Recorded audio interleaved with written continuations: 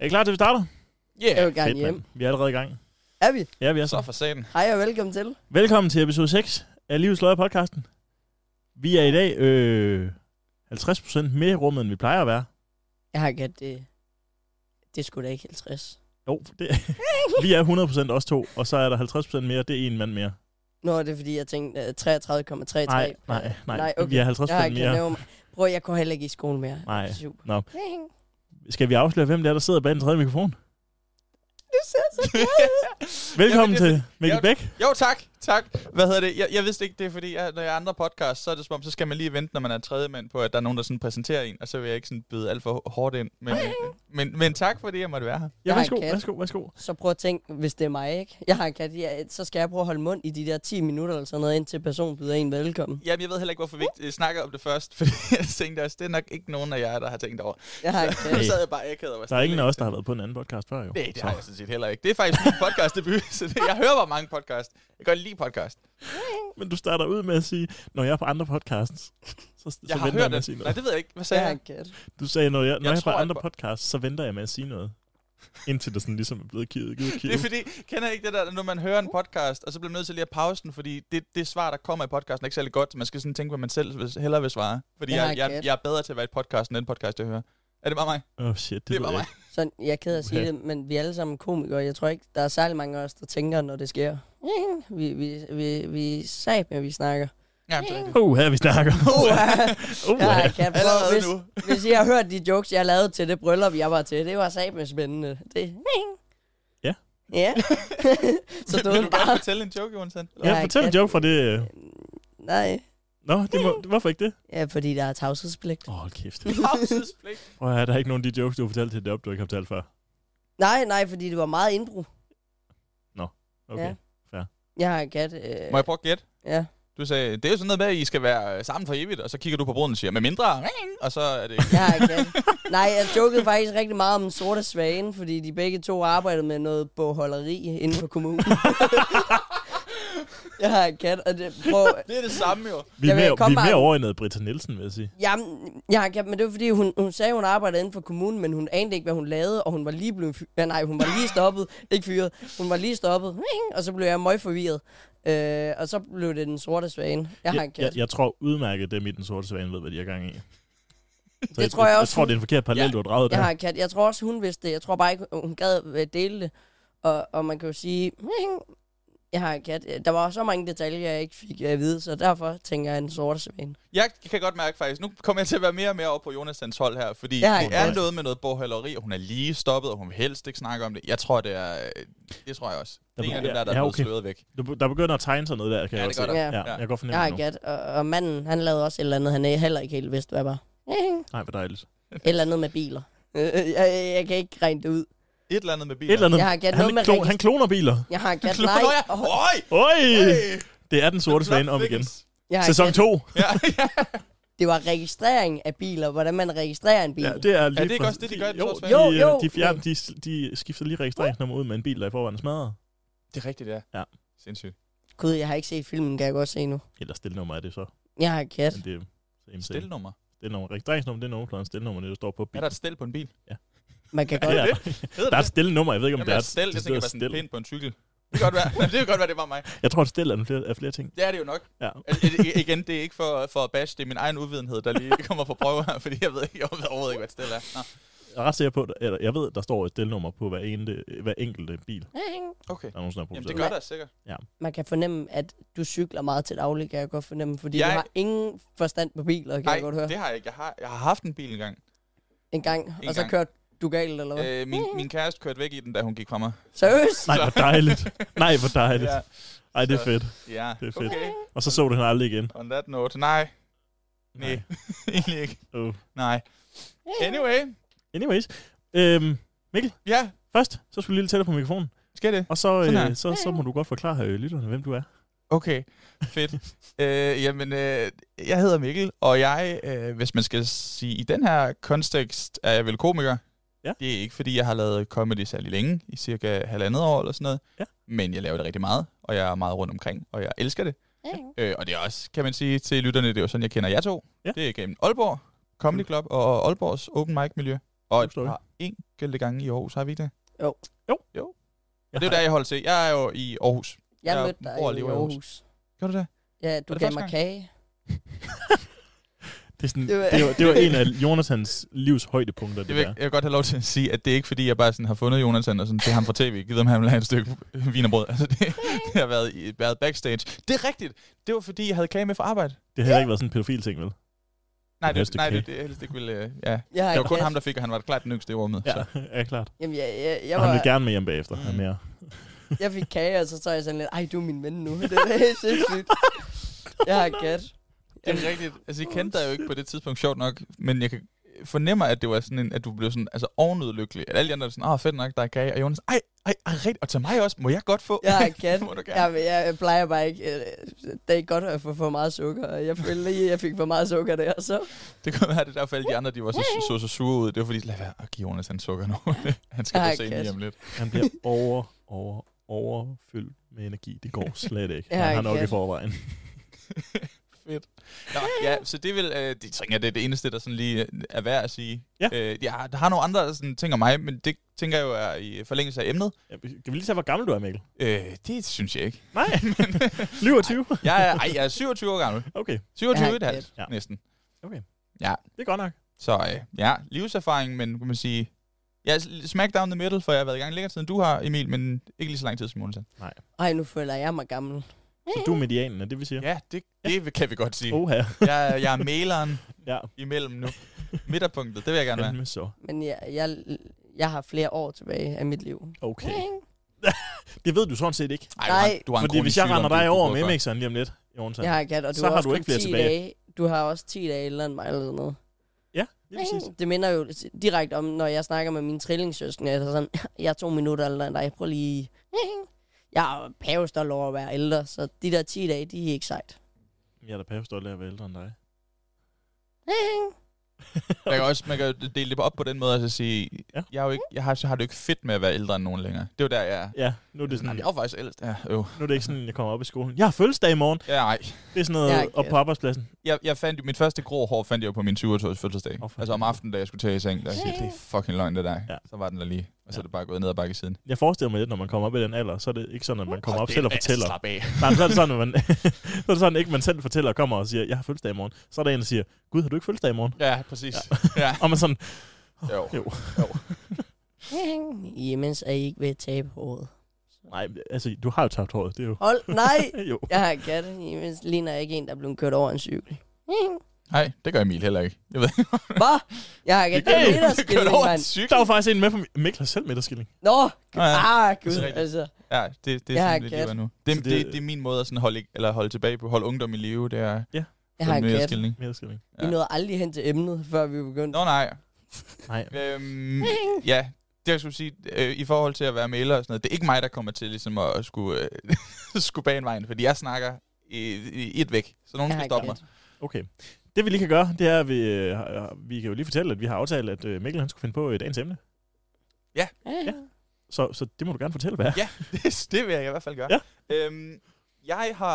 Jeg synes, vi skal snakke om dårlige jobs. Ja, altså dårlige jobs i form af... I form af hvad som helst. Ja. Og nu har der jo ligesom været en lille sommerferie, og der er nogle lyttere, der ikke lige... Vi har også været lidt optimistiske med tiden og sådan noget. Jeg har fået et par enkelte, jeg har skrevet ud, som har skrevet ind omkring nogle dårlige jobs.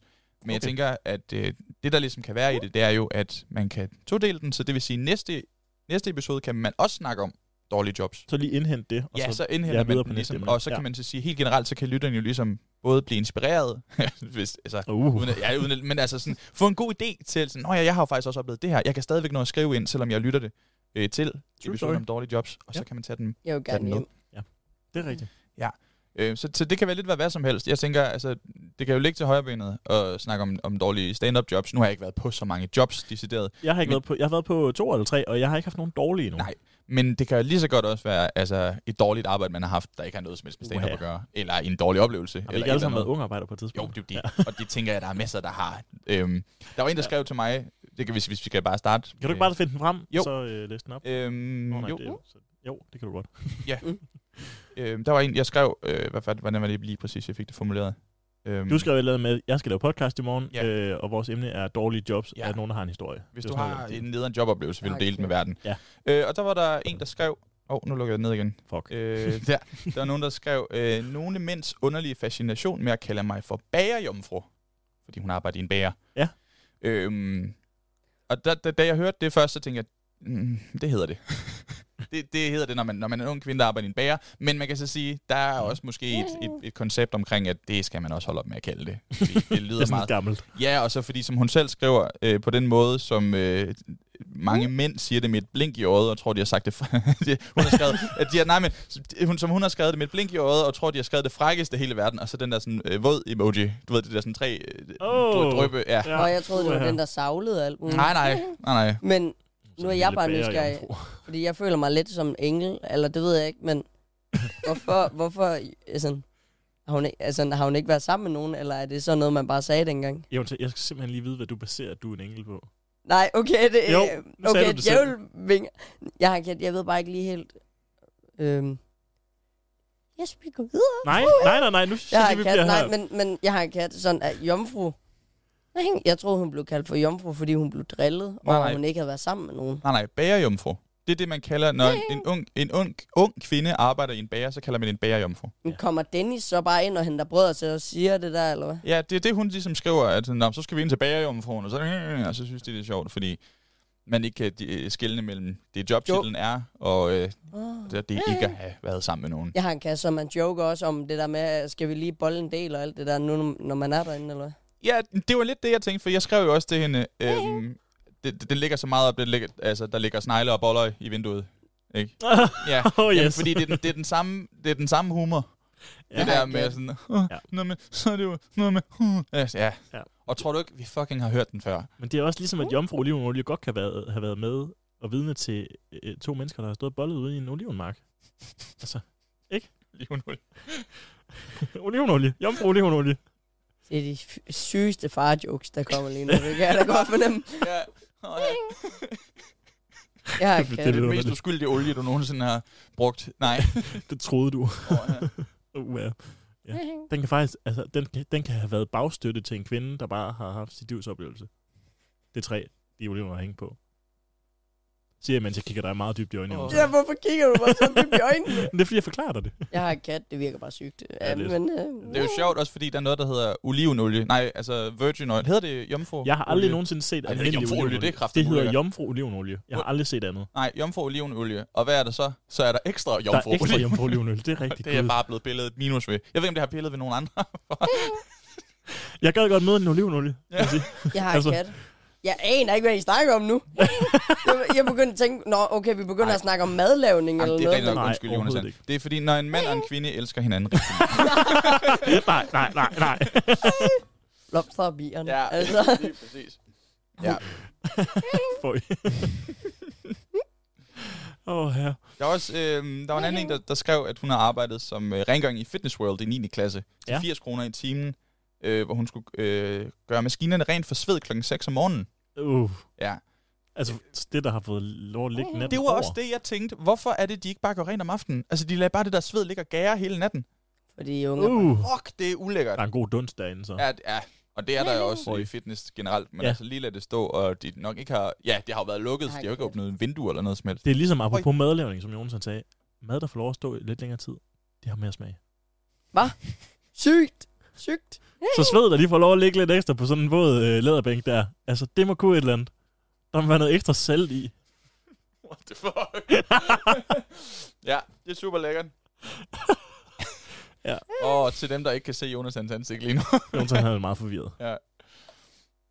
Så det? Ja. Jeg har en kat. Jamen, hvor ulækkert. Ja. Jeg har en kat. Men ja, men nej, men ja. Jeg kan godt fornemme, at vi har været på ferie. Jeg fatter ingenting lige nu. Lige vågen igen.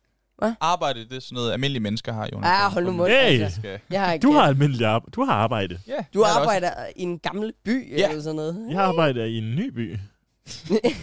Nej, altså den gamle by, hvor længe har den været? Er den ældre end Aarhus? Nej. Nej, okay. Så reelt set, så er Aalborg faktisk også ældre end den gamle by. Ja, det kan man sige. Okay. Men den gamle by er også et museum. Det er jo fake. Altså dem, der går derind med den fjollede hat, de bor der jo heller ikke rigtigt. Shit. Apropos, kæmpe perfekt segue, fordi det er jo sådan noget, jeg på mit arbejde har fået at vide rigtig mange gange. Jeg arbejder i en Gamle By, og jeg arbejder som aktør, så det vil sige, at man render rundt og lader, som om man er fra 1800-tallet, eller 1974 eller sådan noget. Og der er godt nok også mange, der kommer ind med den der sådan, nå, hvor bor du så henne? Bor du så ovenpå op i Svællegangen, eller hvad? Ja, det er sådan et lille rigtigt samfund, som man kan betale billet for at komme ind. Altså, det der med sådan at udstille mennesker i trammer, det må man ikke længere. Nej, det er så også ærgerligt. Det var altså god underholdningsværdi i. Det er jo også... Det kunne jeg også blive cancelled for at sige. Hold da op. Hvad for noget? Siger der god underholdelsesværdi og lukke mennesker ind mod deres vilje. Jeg gæt. Ej, det mente jeg ikke. Man kan jo sige, rent historisk er det jo fuldstændig korrekt. Det har man jo gjort i masser af forskellige måder. Ja. Masser af gange. Præcis. Kvinder. Ja, gladiatorkampe. Mørke. Ja. Så man kan jo sige, det er moralsk forkasteligt, men underholdningsværdien har jo været der. Alle sammen har gjort det. Den har været... Og det er ikke for at støtte noget. Det er for... Ja. Altså sådan virkelig. Kan du tænke jer at se en jøde, og så sådan, så går man ind, så går man fucking ind i en kæmpe ring, og så siger, nej, der er jøden, og nu er jøden væk, for der kommer løve. Altså, det er så fucking vanvittigt. Nej, kom gasudslip. Nej. Vi er to meget forskellige tider nu. Vi kan ikke sidde og smide... Michael, du lavede også den der TikTok, hvor du lavede en joke om, hvad hedder nu? Og du, var det smadrebørn, eller hvad? Nå, ja. Der skal måske lidt mere information på, end at bare sige smadrebørn i en video. Ja, men altså. ikke fordi der er nogle børn, der bliver smadret i videoen. Nej. No kids were harmed in making this TikTok. Det var først efter videoen. Ja, lige præcis. Men jeg arbejder også... der er jo både det der, hvor man render rundt i gaderne, og så er der også nogle undervisnings... tilbud, som skoleklasser kan komme ind, og så kan de få lov også selv at være klædt ud som 1800-tals børn, og så bliver de undervist af en aktør, det er som mig. Og så hvis de så ikke opfører sig ordentligt i citationstegn, så tager man dem med ud bagved, og så lader man, så siger man til dem sådan, nu skal du bare råbe alt, hvad du kan, så klasker man sig selv i hånden, og så skal man, så råber de, og så er det rigtig sjovt. Og mange ved reelt set ikke, du bare har stået og troet mig og sagt, hvis du slader. Så. Jamen, det er jo det, der er fedt, fordi, du ved... Der er faktisk ikke nogen, der ved, om du har slået dem. Nej. Fordi det er jo også det er den der leg, man også stadigvæk gerne vil lege med børnene, fordi når, du ved, det er kun det ene barn, man tager med ud for døren. Altså i gamle dage, så havde de jo bare bedt barnet om at rejse op, og så slask, slået dem i hovedet, men det kan vi selvfølgelig ikke. Så vi tager dem ud og lader som om... Og det er fint... Det er jo det, fordi der ligger jo derinde, der i videoen, der er sådan nogle ræb og nogle pinde og sådan noget. Altså det, man rent faktisk slår børn med, det ligger der jo, så man ligesom kan snakke med børn om. Det var sådan noget, man brugt. Jeg føler bare oprigtigt, at du fortæller alle de der snydehemmeligheder, fordi det minder lidt om, at du afslører, at du ikke julemanden ikke findes. For det er oprigtigt. Jeg har jo været i en Gamle By. Jeg troede, at der skete et eller andet spænding. Troede du, at man slog børnene rigtigt? Nej, ikke på det tidspunkt. Jeg troede, der skete et eller andet spænding. Det var bare røvsygt. Tak. Det er fordi, jeg kan da huske, der var nogle venner, der sådan, de slog mig rent faktisk. Jeg fik sindssygt mange tæsk, altså. Men det er jo også, that's my point, fordi det er den der, man vil gerne beholde illusionen med det barn, man har taget med ud. Og sige, hvis de spørger, så er du altså bare blevet slået. For det synes det ene barn jo er meget sjovt, og hele resten af klassen synes jo også, det er meget mere interessant. Okay, han fucking slog kættet, ikke? Altså. Der vil jeg godt lige have lov at drage en parallel. Ja. Hypnose. Hypnose? Ja. Okay. Alle, der nogensinde er blevet trukket op til det der hypnose, er de sygeste aktører selvvalgt. Nå, ja. For man vil ikke lægge oplevelsen for andre jo. Nej. Hvis der har siddet et publikum, og man har været en af dem, der skulle være op og sådan, du ved, hypnotisere, siger jeg med gåsetegn. Det virker jo ikke. Det er jo sjovt, at det er mere akavet at gå op, du ved, eller det er mindre akavet, hvis du bliver interviewet, eller hvad hedder det? Interviewet. Hypnotiseret. Hvis du kommer hele vejen op på scenen, står foran 200 mennesker, og der står en mand, du ikke kender med en høj hat, og siger, du er en kylling, du er en kylling. Det er mere pinligt ikke at være det. Det er mere i orden bare at sige, og så rende rundt, eller bare at sige, nej, det er ikke. Og så er der stadigvæk en time tilbage af showet. Og det er også sådan, man vil for fanden ikke stå og tage facade, hvis man så siger, det var faktisk bare noget, jeg gjorde for sjov. Nej. Altså, nej. Det vil for akavet til at være. Forfærdeligt. Det er rigtigt. Det er sjovt. Ja. Mange år siden, jeg har tænkt på hypnose. Men jeg var offer for at skulle op og være hypnotiseret. Har du prøvet det? Nej, har du prøvet det? Altså ja, siger jeg, men nej. Nej, men du har været der. Jeg fakede den jo. Ja, du kunne bare ikke falde i søvn. Nu siger jeg det. Jeg fakede den. Fordi jeg ville ikke ødelægge oplevelsen for dem, der var omkring. Og de var sådan, jeg tror altså ikke, det var rigtigt. Jeg var bare sådan, jo, det er rigtigt nok. Du må være en fantastisk elsker. Jeg har en kat. Du skulle bare vide. Nå, okay, og hvad skulle du sove, eller hvad? Det var noget med, at vi skulle lave armbøjninger, og så skulle det være sådan, når vi så tog en armbøjning op, så skulle den ene arm ikke virke. Så ville den ene arm lige pludselig ikke virke. Så jeg tog en halv armbøjning ved bare at løfte mig op i den ene side. Jamen, så har han nok bare kigget på dig og tænkt, du kan normalt ikke tage en armbøjning. Det kunne jeg, jo, han havde valgt mig, fordi han kunne se, han var sådan, hvem herinde træner? Altså... Hvad er det for en logik? Man kan se, at hans ene arm er meget mistænkeligt stærkere end den anden arm. Jeg ved da ikke, hvad han laver derhjemme. Det ved alle over 15 godt, hvad betyder. Ja. Du hygger dig rigtig meget derhjemme. Onani. Ja. Jeg kommer også lidt tættere på mikrofonen der. Onani. Ja, kat. Ja, det er smukt. Jeg blev bedt om at lave en jingle. Dan. Onani. Ja, men det der så sker, det er, at jeg, jeg har aldrig nogensinde gået op i, om jeg kunne lave armbøjninger. Og det fandt jeg ud af der, at jeg godt kunne. Men det var ualmindeligt hårdt lige pludselig kun at skulle løfte op med den ene arm. Fordi man skulle lade, som om den anden ikke kunne. Ja, nu har jeg sådan helt lyst til at prøve det. Jeg ved ikke lige, hvorfor. Det kan vi lige gå bagefter. Men du har ikke lavet armbøjninger før, eller hvad siger du? Jeg prøvede at lave en armbøjning, der gik i 6. klasse, og det kunne jeg ikke. Nej. Og hvor gammel var du her? 20. Okay, det er for nyligt. Det er ikke ret længe. Nej, jeg bliver 22 lige om lidt. Men, okay. Om lidt? Til december. Hvad hvis han... til december. Der er 4 måneder til. Det er ligesom, når man spørger, hvor gammel en er, så siger personen højst sandsynligt 18.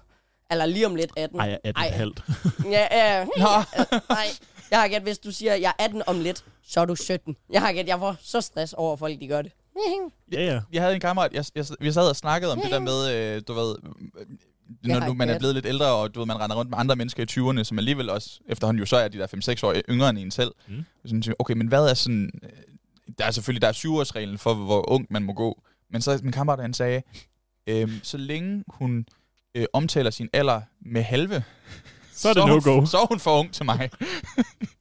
Prøv lige at forklare 7-årsreglen til den, der ikke kender dem. Okay, ja. 7-årsreglen har jeg hørt, og lever efter, er... 7-årsreglen er, at hvis du ligesom... det er jo et spænd for, hvor ung en partner må være i forhold til din egen alder. Så ja, hvor klam du faktisk. Hvor klam man faktisk er. Ja, før man ligesom bliver for klam. Ja. 7 år? Nej, hør nu efter. Okay. Hør nu efter. Du ved det heller ikke. Nej, kan jeg godt høre. Det går, vi lige tager den her.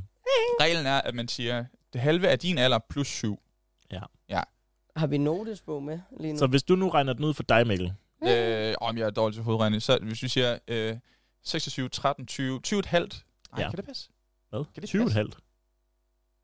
Nej. Vi starter lige med 20. Nej, jeg regnede forkert. Kan vi ikke tage lige tal eller sådan noget? Så 18,5 plus 7. Ja, nej. Hvorfor kan jeg ikke? Gud nej, fuck, hvor kan vi ikke bare tage hvad fuck? Kan vi ikke bare tage alderen 20 eller sådan noget, og så er det 27? 13,5 plus 7. Men er det ikke noget med, at man dividerer med 2 eller sådan noget så? Jo. Det er det eneste matematik, jeg har lavet i skolen. Det er det yngste, du må date? Ja. Okay. Man kan jo sige, igen, hvis du så siger 20,5, så er hun for ung. Så 21. Jeg skulle lige høre, hvordan kunne vi være 3, der lige var totalt retarderet til matematik? Jeg har gæt. Jeg tror, der er noget med at være on the spot. Det er ligesom det der med, når man sidder og ser en eller anden fodboldkamp eller en quiz, og man tænker, det der, det kan jeg. Ja, eller når der er nogen, der siger, hey, sig noget sjovt. Ja. Nej, det er seriøst nederen. Ja, det er rigtigt. Fuck, jeg har aldrig været så lidt morsom, som nogen sådan, er du komiker? Prøv at sige et eller andet, som er det, du siger på scenen. Nej. Og så sidder man bare stille i 5 minutter, fordi man ikke rigtig tør vende tilbage til det. Fordi hvis man en umiddelbar efter siger et eller andet, man selv synes er morsomt, så er folk, komikeren. Altså, det gør så ondt. Det gør så ondt. Med lidenhedsgrin, det er det værste. Ja. Så 20,5. Jeg har sådan, når folk spørger mig, det gør de ikke ret tit. Men når de gør, så har jeg sådan en note på min telefon med dårlige one-liners. Nå ja. Ja. Så det er sådan noget, hvad er bokserens yndlingsdrik? Slåsejs. Du har den med anden. Du har været helt op og køre over den med anden. Ja, du har endda fortalt den i podcasten en gang. Vil du høre den, nu hører du den. Ja, det vil jeg. En and kommer ind på en bar. Jeg har gæt. Og nu skal jeg lige huske den. Så siger han... Var tæsk, fordi han rap i kæften? Nej. En and kommer ind på en bar. Så går han op til bartenderen, så spørger han, har I majs? Og bartenderen siger, nej, vi har øl. Anden går igen og kommer igen dagen efter. Kommer op til bartenderen igen og spørger, har I majs? Nej, vi har ikke majs. Vi har øl. Anden går igen og kommer igen på 3. dagen. Har I majs? Nej, vi har ikke majs. Og hvis du spørger igen, så sømmer jeg dig fast til disken. Så går anden igen og kommer igen dagen efter. Har I søm? Nej, vi har øl. Har I majs?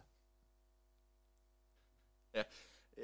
Du tæller på igen. Ja, jeg kommer lige herover igen. Ja, kat. Det er jo langt for et ikke så godt payoff. Jeg elsker den. Men jeg ved ikke...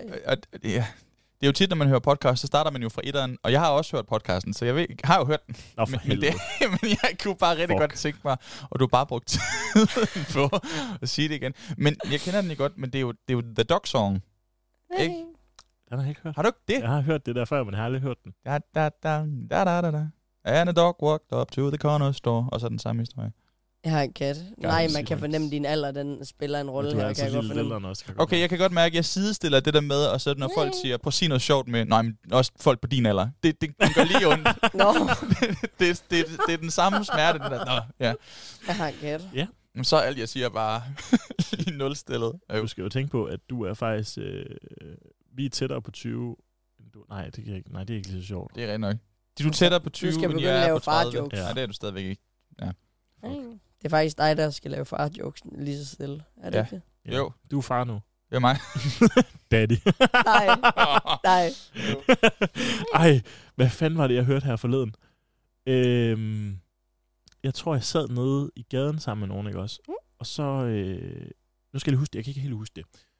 Der kommer en eller anden, og han er sådan... Nej, det var på mit arbejde. Gud, det er på mit arbejde. Gud, der var stor forskel med gaden. Ja, og så... det var fordi, jeg var i gaden her forleden. Der kommer en ung gut kørende, og jeg står og snakker med nogle af mine kollegaer. Og så siger en af mine kollegaer til ham, den unge gut, der kommer kørende. Altså kommer kørende på hvad? I en bil. Okay. En lille pisbil. Okay. Og så siger hun til ham, du er ikke far. Og så siger han bare, nej, men jeg er daddy. Og så kører han.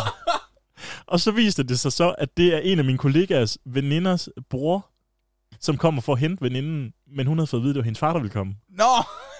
Så veninden kaldte hende for, du er ikke far. Nå, fordi ja, det var meningen, det skulle være far. Men hvor han så bare dropper, nej, men jeg er daddy, og kører videre. Men man kan jo så sige, jeg har en kat. Jeg har prøvet noget, der minder lidt, men det er ikke noget med far, fordi igen, jeg ligner jo ikke som sådan det. Nej, kat, overhovedet ikke, faktisk. Men jeg var du ligner en, der blev efterladt på en trappesten eller sådan. Hold nu op! Jeg kat, bror, det er mig, der gerne gad have dig med, og du bare disser mig for hårdt, altså. Det gør jeg også udenfor. Det gør du ikke, bare fordi der er mikrofoner og høretelefoner, er det så ikke disser dig. Du mangler bare lige ja, jeg vil ikke kalde det mobning. Men det, jeg prøver at sige, det er, at jeg har lidt prøvet at opleve det samme, fordi jeg var i noget, der hedder Fun Center. Eller hvad det bliver kaldt. Vi skulle i hvert fald ud og køre go-kart. Jeg har en kat, og så der jeg kunne ikke nå pedalerne, så tak for lort allerede nu. Men jeg har en kat, der vi var færdige, så står alle drengene, vi står jo derude og begynder at snakke, og sådan, ej, det var sjovt, da du kørte ind i Lukas og sådan nogle ting. Jeg har en kat, så kommer der en person hen, han går sammen med hans kone, tror jeg, og så vælger han så at tage fat i min arm, fordi han tror, det er hans barn. Sådan oprigtigt.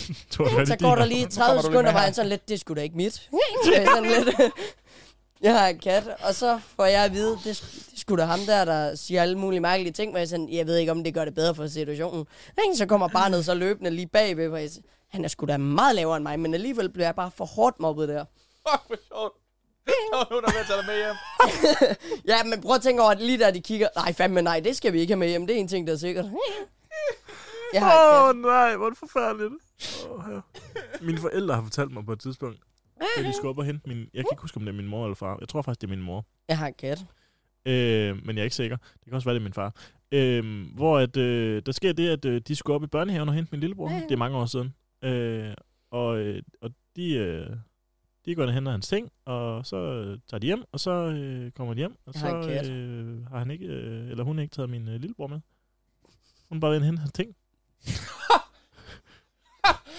det tror jeg ærligt talt godt, jeg kunne finde på. Hvor jeg kan ikke huske, om historien er, at børnehaven ringer til hende og sådan, vil du ikke have Mikkel med? Eller var hun selv sådan indtil, fuck, jeg har glemt Mikkel. Og han knejt, og han har bare ingen... Altså, han bliver bange, og han tisser i bukserne. Nej, han er ret rundt og leget jo. Nej, men... Hvad? Han er bare rundt og leget jo. Jo, men altså, har han set mor? Nej. Set, at du ved, at hun har taget alle hans ting, tisser i bukserne. Der er ikke nogen skifterbukser, for dem er mor lige taget. Og det tror jeg bare, er pisse ligeglad med. Jeg tror faktisk, det er pædagogernes ansvar. Jeg tror faktisk, det er dem, der bliver bange. Jeg så min mor komme og hente mig, og så lige pludselig bare var væk igen i børnehaven. Jeg vil dø af skræk. Jeg tror, jeg vil synes, fuck, hvor fedt, så skal jeg hjem endnu. Jeg vil så gerne hjem. Jeg havde der været steder. Jeg elskede at være børnehave. Ja. Jeg tænker bare, fik hun et valg til at lade ham blive, hvis det var? Nej, hun hentede ham jo. Nå. Så han ikke bare det blive til dagen jeg kan efter. godt Det er jeres at I problem skal nu. Børn, altså. Så må egentlig jeg pædagoger tage ham med hjem. Jeg synes, der er noget smukt det der. Jeg gik ind uden barn, og jeg gik ud uden barn. Altså, det er jo der er sådan en... Det er den mentalitet, jeg tror mange... Ja. Det er den mentalitet, jeg tror mange unge mænd går i byen med. Det er okay, jeg havde ikke en, der kom.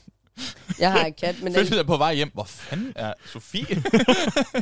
Men prøv også alligevel at gå ind og bare gå ind i børnehaven, bare kigge rundt, helt mærkeligt, og så bare gå ud igen. Folk, de vil have kigget sindssygt mærkeligt jo. Det kunne jeg jo godt finde på. Altså, den der bimle af ADHD, der er bare sådan, jamen, I don't fucking know. Hvad fanden skulle jeg her? Ja, kat. Jeg ved, jeg har et formål inde i børnehaven, og jeg er næsten sikker på, at jeg har en unge. Der gik jo en røverhistorie på mit gymnasium, og en underviser, vi havde sådan en rigtig... flyvsk, eller du ved sådan, ja, han havde også bare tankerne 20 millioner steder. Ja. Han var den eneste underviser på gymnasiet, som havde en Ph.D. I filosofi. Du ved, sådan en rigtig type. Han var fed, han var mega fed lærer. Ja. Men der var en fortælling om, at der var på et tidspunkt, hvor han var cyklet i skole, eller på vej på arbejde, ikke? Ja. Så havde han tabt sin taske, som lå bag på cyklen. Så han vendte sig om for at tage den taske op og sætte den på cyklen. Så havde han parret hjem. Så tænkte han, så helt underbevidst, så skal jeg jo nok hjem. Og så var han bare kørt hjem igen. Jeg har en kat. Og du ved, han var bare sådan, 60 år gammel, havde arbejdet på en skole i 40 år, eller sådan noget. Altså virkelig bare, det var bare den der sådan, når jeg peger den her vej, så betyder det, at jeg skal hjem og have frokost. det er ligesom det der med, når man kommer hjem fra arbejde, ikke også? Og man tænker, jeg skal lige have en lur. Og du vågner op fra den lur, og bare sådan, hvad er klokken? Hvem er jeg? Har jeg en bachelor i filosofi? Hvad er det, der foregår? Så jeg fik at vide, at da jeg arbejdede i en børnehave, det var jo meget spændende, fordi der var en, der var på vagt til slutningen, og han havde kommet til at give det forkerte barn med hjem, eller et eller andet. Nej, det er ikke en børnehave, det er en dagpleje, sorry. Altså, udleveret? Det er fordi, at moren skulle noget telefonsamtale, så siger han, men jeg kan godt bare lige lægge barnet i barnevognen, og så kørte de. Det minder mig om klovn. Fuck, det måtte man ikke. Det synes jeg ikke, man må. Sådan noget. Altså, du tjekker lige. Der har jeg set et klovn-afsnit, hvor det er meget, meget det, der sker. Jeg har hentet den forkert der i nissetøjet. Ja, lige præcis. Ja. Det er ikke ham. Kasper, det er ikke min unge. Hvad fanden har du gjort med min unge? Hvad er det her? God gamle Emil Ejle. Ja, det er rigtigt. Fuck, det er sjovt. Havde du egentlig et dårligt job generelt? Nej. Jo, jeg har været ungarbejder. Flaskedreng. Nu er det ikke, fordi jeg vil sidde og snakke lort om min arbejdsplads, men jeg arbejdede samme sted i 3 år, hvor at, alle mine kollegaer, de fik lov at blive lært op i kassen, og jeg var flaskedreng i de 3 år. De stolede ikke nok på dig til, at du kunne sidde ved kassen? Det kan godt have noget at gøre med, at jeg har siddet ude på lageret, og lavet ikke en skid ret lang tid ad gangen. Hver gang, næsten. Jeg har en kat. Men jeg var lidt nederen over, for jeg ville fucking gerne i kassen. Så ville jeg gerne lave noget. Det, at du ikke er blevet avanceret til at sidde ved kassen, hvis det er det værste problem, du har haft, så har du haft det godt. Jeg har jo mange år kaldt mig selv for servicemedarbejder, ikke flaskedreng. Altså også efter, at jeg var stoppet der, efter jeg sådan er blevet 20. Først var der de sorte, så var der dem fra Grønland, og så var der Emil. Det virkelig ændrer termerne for vores eget velbefindende. På mit CV, der står der servicemedarbejder i ABC Lavpris. Der står ikke... I hvad står der? ABC Lavpris. ABC Lavpris? Ja. Det er super mange. Okay. Der er 13 i Danmark eller sådan noget. Okay. Ja. Der ligger ikke en heroppe. Nej. Spoiler lidt. Den tætteste ligger i Randers. Det er også lige meget. Ja. På mit CV, der står der servicemedarbejder, fordi jeg ikke har tænkt mig at skrive flaskedreng. Nej. Fordi det lyder bare ikke så fedt. Jeg har en kat. Flaskemand. Flaskemand. Jeg var flaskemand som 15 år. Jeg skulle sige, fordi altså, flaskedreng, han har et arbejde. Flaskemand, han samler pant. Ja, det er rigtigt. Hjemløs. Ja, det er bare synonym for hjemløs. Jeg har en kat. Jeg har også siddet i kassen. Ja, det har vi godt hørt om. Og det har du hørt for i mange år efter. Jeg har en kat. Ja, det er så lidt nederen. Men jeg har jo også siddet i kassen en gang mellem Elgiganten jo. Ja. Og det er jo meget hyggeligt, fordi jeg kan jo ikke snakke dansk. Eller jeg kan ikke snakke engelsk, hedder det. Nå, jeg synes, det går meget godt nogle gange. Der er jo folk, der kommer ind og begynder at snakke, og jeg siger, jeg kan den eneste. Jeg har ikke sætning nogensinde, der siger, I cannot speak English. Smart. Og det er fandme flabet, det er. Hvad? Det er fandme flabet. Jamen, det første, det så siger på engelsk, det er, jo, det kan du jo godt. Jeg kan ikke huske det. Men jeg kan jo bedre forstå det. Jeg kan jo bedre forstå det, end at sige det. Jeg kan så siger jeg igen, I cannot speak English. Og vi kigger altid sådan helt halvakavet, fordi jeg er nødt til at søge hjælp til kassen, og der kommer aldrig nogen, der lige gider. Altså, jeg tror, jeg hørte en stand-up-bit om det der på et tidspunkt, hvor man sådan var taget til et eller andet land, og så på et eller andet sprog, og lært at sige, jeg taler ikke jeres sprog, jeg taler det her sprog. sådan, hvis nu tager jeg den bare lige på engelsk, for jeg kan ikke ret mange andre sprog. Jeg har ikke hvor at vedkommende så har sagt, hvor han er blevet anfægtet af en eller anden fra det land, hvor han sådan, sorry, I do not speak English. Can you speak Danish to me? På perfekt sprog. Okay, sygt. Og så bare har stået bagefter og bare fået de sygeste øjne af en, der bare har tænkt, hvad fuck snakker du om? Så man skal lade være med at perfektivere lige præcis den sætning. Jamen, den sætning er jo heller ikke god til at udtale, det forkert. Nej, men jeg tror, det er rent nok, fordi der er jo noget i det der med, hvis du hører dårligt engelsk, så taler du selv dårligere engelsk, end du egentlig kan. Ja, så skruer man lige niveauet ned. Ja, fordi det Jonathan jo i den situation egentlig burde gøre, var jo bare, no English. Jeg ved ikke, hvorfor der var accent på. No English, I have no English. Speak the English. Det er lidt russisk, ja. Prøv at lave hollandsk. Speak no English. Jeg har ikke gæt. Jeg ved ikke. Russian or you die. Nej, hvad hedder det? Ja, fordi altså, jeg kan huske sidst, jeg var i Paris, så altså sådan, kunne jeg høre på tjeneren, at han heller ikke var særlig god til English. På English. På English. Og så kørte jeg den bare, du ved, dårligere og dårligere. Så man matcher det der dårlige engelsk-niveau, der er i ud. Eller man, altså, du ved, fordi hvis man så er i England eller sådan noget, så fyrer man den bare af, eller hvis man snakker med en amerikaner eller sådan noget. Det er ligesom, hvis man snakker med en, der snakker dårlig engelsk, så bruger man bare sådan enkelte ord. Ja. Money. Pay. Ja. Selvom man bare kunne sige, I would like to pay with money. Jeg har ikke gæt. Men det er også fordi, så har man oplevet, at de sådan, what? Ja. Men alligevel så oplever jeg stadig, at når man siger, at man ikke kan finde ud af engelsk, så føler jeg altid, at folk de bagtaler på engelsk, eller et eller andet. Har I ikke lagt mærke til det? Jo, altså der er det der med, at forældre snakker engelsk til hinanden. Jamen, det kan min mor ikke. Min mor kan ikke snakke engelsk. Så det var ret nemt. Nå for helvede. Jeg tror, det er meget almindeligt sådan, altså på sådan rigtig feriesteder, i Sydeuropa eller sådan et eller andet. Hvis man så kommer ned, og så man kan have en eller anden tydelig engelsk, eller ikke italiensk, eller whatever det er. Og så begynder de, det er også russisk, jeg ved ikke, hvad jeg laver. Men du ved, så kører de også bare på sådan en lang et eller andet om mig, hvordan de skal hostle mig bedst, eller sådan noget. Hello, can I get 2 pizza margarita? Hvordan, Dors, eller hvad? Dors pizza. Dort pizza-stykker, jeg ved det ikke. Jesus. Jeg opdagede faktisk, det var satme fedt. Det var også da jeg var i Paris. Jeg stod under Sprækkelsens triumf på den nye der. Ja. Nye situation. Den er jo designet af en dansker. Ja. Så der står jo en mindeplade inde i midt i, hvor der, jeg kan ikke huske, hvad der står på dem, men det er både på fransk, engelsk og dansk. Sådan. Og så stod vi jo og kiggede på den, og nej, hvor sjovt, der står et eller andet på dansk der. Og så kom der en fransk hjemløs mand op, og så pegede han på, og så sagde han, comma, mistake. Vi var sådan, det skal også lige sige, at han var afrikaner. det var ikke for, ja. Nå, men så pegede han på, altså den danske sætning. Ja. Og så var han sådan, der mangler at komme. Og vi var sådan, det gør der kraften også. Der er sgu da ikke opremningskomme. Hvorfor er der ikke det? Ej, hvor sjovt. Men det synes jeg bare er fedt, fordi han har det bare hele sit liv omkring den der, så han er bare opfanget. Jeg ved ikke hvordan, men han har bare opfanget altså danske turister, der er rigtig nederen typer, der sådan, hvad fuck er det for noget? Der mangler at komme. Der mangler at komme. Hvorfor fanden kom vi hele vejen hernede? Turen ødelagt. Det synes jeg er meget cool. Det er sådan lige sådan ekstra, fordi han er jo, altså han fik ikke nogen penge for det eller noget som helst. Det synes jeg bare var lidt fedt. Så er han en del af attraktionen. Ja. Fuck, det er nice. Ja. Skal vi lige vende tilbage til det med dårlige jobs? For du må have haft nogle, Jonathan. Snakker vi sådan det du lige tænker, eller stand-up nu? Jamen nu tænker jeg, nu tager vi lige for god ordens skyld et stand-up job. Ja. Et dårligt stand-up. Hvad er der sket? Jeg tror, jeg har haft nogle par stykker, men det var meget i starten. Du fortalte mig ind på et tidspunkt, hvor du blev booket til noget forkert. Eller der var nogen, jeg har kat. Det kan jeg også lige fortælle til Mikkel. Ja. Men jeg har kat. Den første kan jeg jo fortælle. Lige da jeg begyndte at lave stand-up, så var jeg blevet booket til et firma-job, julefrokost. Ja. Det plejer vi at være glade for. Og jeg har en kat, og jeg tænker, at det her, det er... Jeg har fået at vide af mange komikere, at det kan være lort, det kan være træls. Jeg har en kat, men jeg prøver at tage mig sammen. Jeg tager det ud, og de fatter ingenting. Så finder jeg ud af, at det er fordi, at 80% af dem, der er i rummet, de er polakker, som arbejder på virksomhed. Og det føler jeg faktisk, at man joker rigtig meget over, at det er polakker, man joker om. Om det er? Ja, nej. Hvad? Jeg har en kat. Hvad?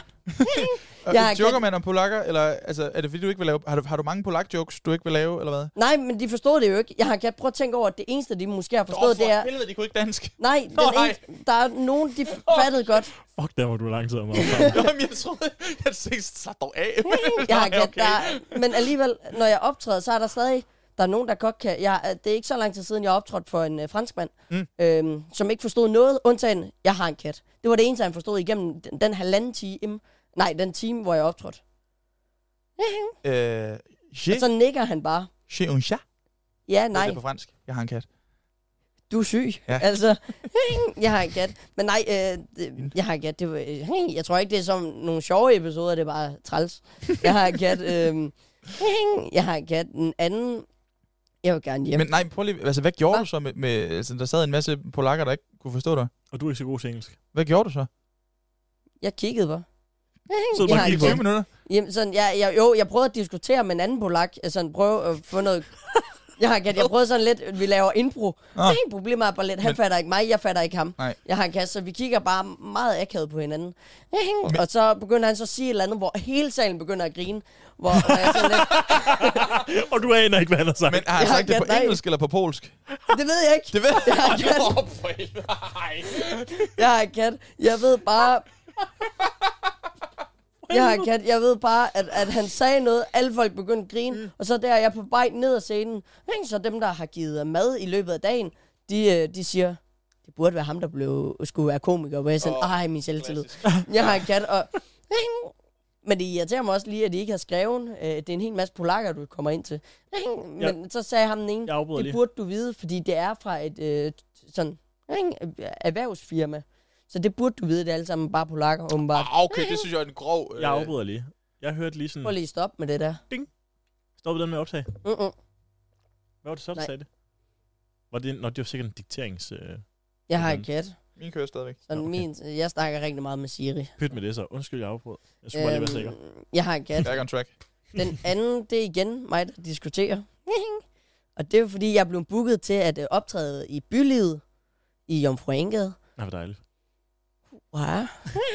Jeg har en kat. Det er jo fordi, jeg har en kat, at de tænker, at vi kan godt lave stand-up show kl. 24 om aftenen. Det kan man slet ikke. Nej, der er ikke noget, der hedder kl. 24, så nej. Okay, 0-0 så. Hold nu mund. Jeg har en kat. Og en af kravene for at kunne se mig lave stand-up, det var, at der lige var fri bar 2 timer inden. Ja. Jeg har en kat, og jeg går på scenen. Jeg har en kat, og der sidder ikke nogen foran mig som sådan. De sidder alle sammen ude til hver, hele vejen rundt. Jeg har en kat, og jeg siger, at jeg har et krav, det er, at døren den er lukket, imens jeg optræder. Lige da jeg begynder at optræde, der går 30 sekunder, så åbner de dørene. Og så skal der være lidt omkring ting. Så blev det en meget lang optræden. Og det der nede, den står jo på Snapchat-kortet lige nu. Man kan se mig optræde på Snapchat-kortet. Gud, det skal jeg se. Kat. Hvornår er det? For noget tid siden. Lang tid siden. Hvorfor kan man så stadig se det? Jeg har kat, jeg ved det ikke. Jeg forstår det ikke. Ej, please find det. Jeg skal lige vise mig bagefter. Ja, jeg har en kat. Ej, tak for lort. Jeg har en kat, men det var jo... Igen, så var jeg op og diskutere med nogle gymnasieelever. Ja. Fordi de var op og køre over og se mig. Jeg har en kat, og jeg tænker, jeg laver lige noget... Jeg joker lidt om deres gymnasium, fordi det er HTX'er. Det er oplagt at joke om det. Jeg har en kat, så lige da jeg fortæller den første joke om, hvorfor jeg synes, at HTX'er, de er sådan nogle nørder. Jeg har en kat, så vælger han rejse sig op. Meget stor gut. Så siger han, jamen jeg er så i beredskabslinjen, og han er jo en kæmpe fyr på 2 meter. Hvor han sådan siger, skal vi slås eller hvad? Jeg har en kat, og jeg skal da være ærlig omkring ting. Jeg blev meget lille på det tidspunkt. Jeg er lille normalt, men jeg blev rigtig lille på det her tidspunkt. Du blev endnu mindre. Ja. Jeg har en kat, fordi at, jeg havde ikke lige gennemtænkt, hvor høj han egentlig var, og hvor... Han var jo bredskuldret, og jeg var jo en tændstik. Så det var jo en god oplevelse. Nu siger jeg lige noget nederen. Hvem er du ikke hverken lav eller en tændstik ved siden af? Det er Emil prøver at sige, at det var før I lærte hende at kende. Det var faktisk Emil, der rejste op og sagde, skal vi slås? Hvad så bare? Du har ved med at fortælle, at vi har mødt hinanden gennem stand-up-miljøet. Ja, ikke miljøet på decideret. Jeg har en kat. Man vil bare ikke slås. Så du fik tæsk i baggård, ikke? Ja, og så fik jeg kage bagefter, og så var jeg tilgivet. Det er en ting, der er sikkert. Og nu er vi her. Ej, hvor godt. Det er en fantastisk træenighed, ikke også? Ja. Jeg har en kat. Men jeg tror ikke, der er nogen sjove. Det er bare irriterende. Ja, det er fedt. Jamen, det er jo fedt at høre. Du er nødt til lige at fortælle den med, at du blev booket til noget... jeg har en kat. Noget med, at du skulle tegnes. Ja. Har du hørt det? Altså, det der stand på streger, eller hvad? Nej. Jeg har kat. Nu prøver jeg lige at forklare den. Nøj, du er sød. Det der er, det var, jeg har en kat. Jeg var meget ny i miljøet. Jeg har en kat, så jeg var også meget billig. Og jamen, tak for at kigge på mig, som om jeg var en luder. Det er også fint nok. Men Jeg har en kat, ja, nej. Jeg har en kat, men jeg var meget billig i miljøet. Så der var en person, der skrev om, at vi kan booke dig, fordi den anden, de gerne gad book, havde de ikke lige råd til, og jeg tænker, jamen det er fint nok. Jeg har en kat, så jeg tager dig hen. Jeg skal optræde til et kvindearrangement. Ja. Jeg har en kat, jeg tror, der var 100 kvinder. Jeg har en kat, lige da jeg kommer ind, så kigger de alle sammen sindssygt nøjeren. Altså, ikke nøjeren, de kigger sådan helt forarvet og bangeagtigt. Jeg har en kat, jeg står sådan lidt, hvorfor? Så han tåret af ham der, eller? Jeg har en kat, Fortæl videre. Jeg har en kat, fordi den person, de gerne gad book, det var fordi, at de gad gerne have et arrangement, hvor de skulle tegne en nøgen mand. Altså krokitegning. Ja, jeg har en kat, og det var der jo ikke råd til, så det blev jo mig. Problemet var bare lidt hende, der var. Jeg har en kat hovedarrangør. Hun havde lige glemt at informere om det. Så de troede jo, at de skulle tegne mig nøgen, og der var en ældre dame, der rejste sig op for at sige, jeg skal fandme ikke tegne et barn. Og jeg blev mere forarvet over, at hun kaldte mig et barn, end det med, at jeg skulle stå nøgen, hvis det var. Det er sjovt. Jeg har en kat. Jeg skal nok smide tøjet, men du skal fandme ikke kalde mig et barn. Jeg har en kat. Også fordi du ikke aner, hvad der skal ske. Du vidste vel ikke, at der var kroki på det tidspunkt, eller skulle have været. Du hører bare helt koldstart sige, jeg skal fandme ikke tegne et barn. Det skal jeg heller ikke. Hvad sker der? Hvorfor siger du det? Er der kommet et barn, eller? Jeg har en kat. Jeg synes, det var en syret oplevelse, fordi jeg har en kat. Det er lige mit sæt, der begynder.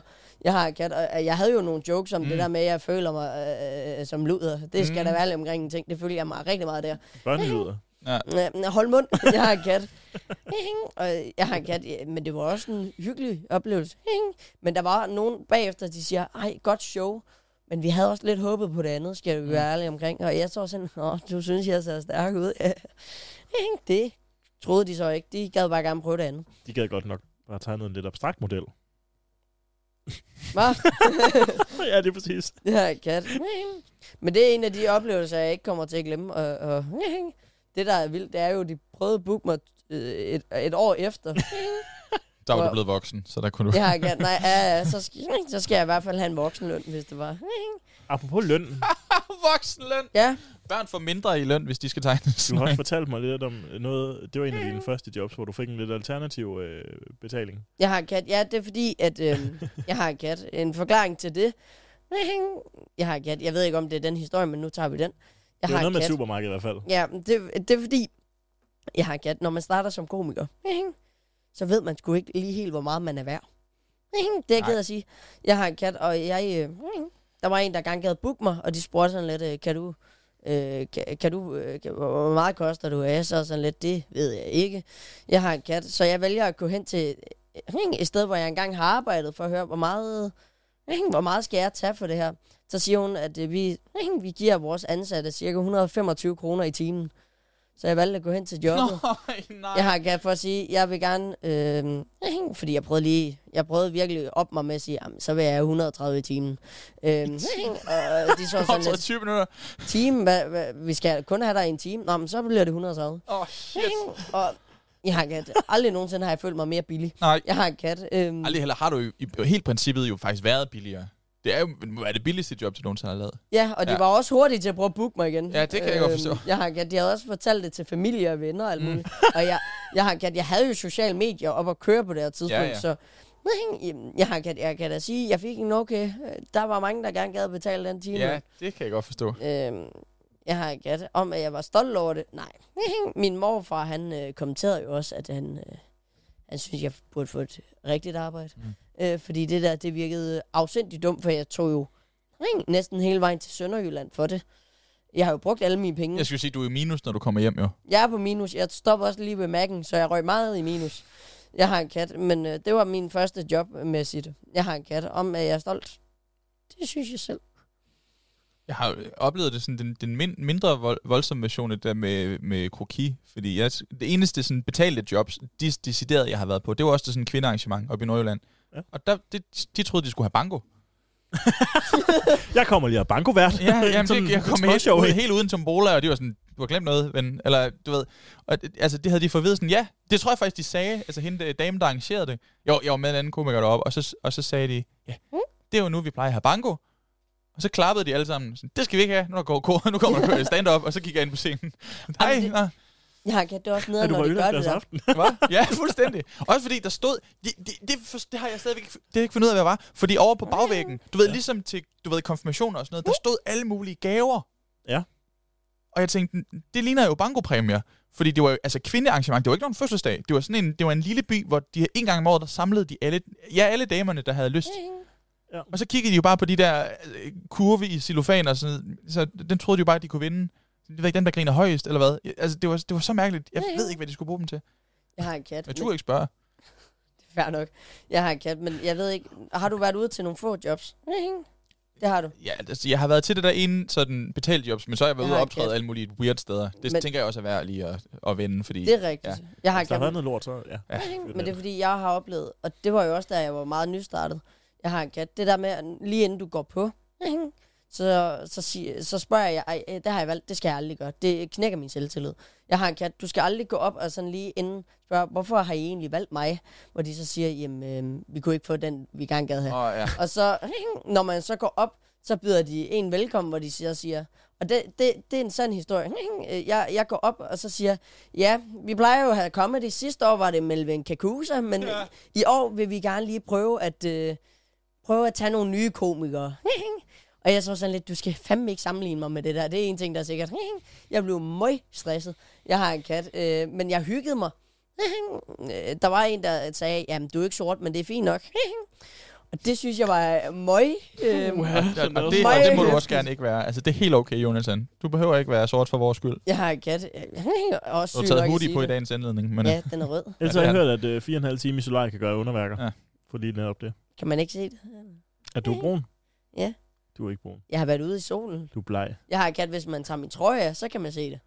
Jeg tager ikke din trøje af. Jeg skal ikke tage min. Jeg har en kat. Bare lige kort. Jeg skal ikke tage din trøje af. Det er jo lyd, ingen kan høre det. Jeg tager Jonathans trøje af i øjeblikket. Nej, var han flot. Kæft en sixpack, det var jeg klar over. Jeg har en kat. Jeg vil så sige, bare lige kort. Når man træner, ikke også? Man har jo lyst til at smide trøjen over alt, fordi man føler jo, at man ser perfekt ud. Eller du kan ikke smide den i en børnehave, men ellers så kan du jo smide trøjen overalt. Du skal også lade være i en børnehave, hvis du ikke har noget værd at lave der. Jeg har da sindssygt meget at lave i en børnehave. Jeg kommer og besøger dem. Det må du ikke, Jonathan. Det må man ikke bare. Det må man ikke bare. Jeg har kat. Jo, for jeg arbejdede der for sådan 3-4 år siden. Du skal bare gå ind på din tidligere arbejdsplads. Jeg kommer for at hygge. Det har jeg kat. Ja, så er det nok også sygt at smide trøjen lige der. Men ja, altså, det er det. Man skal sole sig. De siger jo, at børn er små solstråler, men ikke på den måde. Jeg skal simpelthen lige høre, Jonathan. Hvor længe har du trænet? 3 måneder. Og du føler dig allerede så buff, du bare kan smide trøjen over? Jeg har gæt, når jeg har trænet, ikke også? Jeg er ked af at sige det, men jeg har gæt lige når jeg har trænet. Jeg har sådan lidt, jeg kan ikke komme igennem døren, fordi jeg føler mig så stærk. Jeg har gæt, og når jeg har trænet bryst, det undskylder jeg for. Jeg har kat, men når jeg træner bryst, jeg står sådan lidt, fuck, de store, jeg burde snart få en BH, så store de er, de skal lige samles eller andet. Jeg har kat, jeg får så meget selvtillid, når jeg er i træningscenteret. Jeg har en kat. Men det er også, jeg har en kat, mit fitness world, det ved jeg ikke, om din gør. Den skiller jo mig ud hver dag, hvis jeg ikke tager i træningscenter. Thomas Warberg, han har også lavet lidt en joke på det. Det er, den siger jo, vi savner dig. Det synes jeg er meget irriterende, den gør det, fordi så føler man sig dårlig som vittighed for det, og så er man lidt nødt til at gå derhen. Jeg plejer så bare at tage derhen for at hente mine snacks, men det er sådan lidt til sent. Jeg ikke, du har købt det der all-in. Jo, jeg har snack-abonnement. Det er jo ikke snack, det er en proteinbar, det er jo ikke snacks. Det er sgu da snacks. Ja, det er det ikke. Jo. Det er en proteinbar. Ja. Det er et træningssupplement. Ja. En snack. Men det er sgu da stadig snacks. Snacks er jo noget, du spiser, som er altså ud over din kost, som ikke gavner dig noget, men bare lidt lækkert. Gud, det er min mom. Jeg skal ud på Circle K og hente min is. Det er snacks. Sådan, så snakker vi med igen. Vi snakker snacks. Jeg har kat, det er fordi Circle K. Det er fedt, du går i 0 på den der. Du henter din all-inclusive proteinbar, så går du direkte ned og så tyrer is i hovedet alligevel. Det er fordi, jeg skraber. Jeg skraber for at vinde ting, og fuck, man vinder mange snacks, og det passer lige til. Når jeg har været i træningscenteret, så kan jeg køre på Circle K, hente min snack, og så køre hjem. Så dobbelt snack. Det er en god post-workout snack. Fantastisk, hvordan det hele bare hænger sammen på den måde. Det er jeg glad for. Ja. Jeg har en kat, jeg er meget stolt over mig selv. Men job. Den dag, du er kæmpe stor i Jonathan, hverken på den ene eller den anden måde. Jeg er stor. Eller enten på den ene eller den anden. Jamen, det kan du blive på flere måder. Drømmer du om at blive stor på den her Simon Talbot-måde, eller den anden Simon Talbot-måde? Ja. Hvor er Simon Talbot stor henne? Ja, det tænker jeg også. Han er sgu da buff. Ja, han. Det er han da. Nej, men jeg har aldrig holdt... Jeg tror simpelthen aldrig, at han nærstuderet Simon Talbots krop. Jo, ørerne. Man kigger meget på ørerne. De er ikke så store. Nu skal vi lade være med det der. Vi vil gerne fremad i verden, så skal vi ikke disse de store. Nej. Jeg er kat, men jeg synes, han ser meget sød ud med hans ører. Stop nu. Prøv Jonas, det er ligesom, at du bliver sur, når folk kalder dig nuttet. Så skal du ikke sidde og sige, at han er sød. Jeg er kat, men du skal fandme ikke kalde mig nuttet i træningscenteret. Det er jeg ked af at sige. Prøv at se, han prøver. Han prøver. Jeg er kat, og når man ikke kan løfte den der, man kommer med dårlige undskyldninger, og man siger, jeg smadrer lige hoften, det er derfor. Okay, så er det måske lidt mærkeligt, hvis man bruger armen, men altså... Jonas, jeg skal simpelthen lige høre. Har du lavet den der, når du har været på en maskine, hvor du lige har taget den der pind og lige stukket ret meget længere ned, end du egentlig har haft den? Ja, når man er færdig. Jeg har kat, hvis der står, at jeg laver måske 37, så når jeg er færdig, så 52. 52 eller 60, og jeg føler mig ret stolt over det, fordi så kommer der en bagefter, og jeg føler lidt, at personen laver elevator-check. Altså, jeg er ikke så høj, men laver et check på mig, ikke? Konstaterer, okay, han har flyttet pinden. Nej! Jeg føler mig sygt stærk. Ja. Og jeg har en kat, og... Mentalt også? Føler du stærk mentalt? Ja, jeg føler mig faktisk mentalt stærk, men det er jo fordi, som du ved, så kan jeg jo ikke komme igennem døren, fordi jeg bliver sådan ego-boostet. Det er simpelthen dit ego, der fylder så meget, at du ikke kan komme igennem døren. Nej, hans ego afspejles i det, han træner stærk. Det er jo nu er jeg regnet nu. Jeg ved godt, hvad det er. Jonathan, han træner sin krop fysisk, så han bliver stærkere, for hans ego kan komme så langt op, at han ikke skal have os til at læse hans egen YouTube-kommentar op for ham. Jeg kan bare ikke lige helt kommentar, okay? Jeg har kat, og jeg har kat. Jeg fik jo at vide, at jeg skulle træne. Ikke for, jeg har også en skæv ryg, og det tænkte min læge, hvis jeg lige træner, så har jeg måske lidt 1-2 centimeter mere, hvis jeg strækker mig ud. Nej, hold kæft. Jeg har kat. Men jeg har kat. Det er ikke så meget det. Det er jo også udelukkende, fordi det er meget godt psykisk. Hvis jeg... Jeg har kat. Det er det. Menneskekatter! Jeg har kat, når vi har været på en open mic, og jeg ikke føler, at den joke, den er gået så godt. Så sådan noget træner. Fuck, jeg skal bare pumpe noget jern nu. Vi skal lægge mærke til, hvordan Jonathans karriere går. Hvis han bliver buff, så går det virkelig dårligt for ham. Hvis han til gengæld bare er sådan ganske almindelig, som han altid har været, så går det faktisk rigtig fint. Ja. Så kan I bare booke ham. Ja, så kan jeg se ham på nu tør jeg overhovedet ikke træne, kan jeg godt høre. Jeg har kat, jeg blev jo stolt over... Jeg blev jo sindssygt stolt, fordi jeg har lige været til lægen for kontroltjek, hvor hun siger, jeg kan se, du træner nu.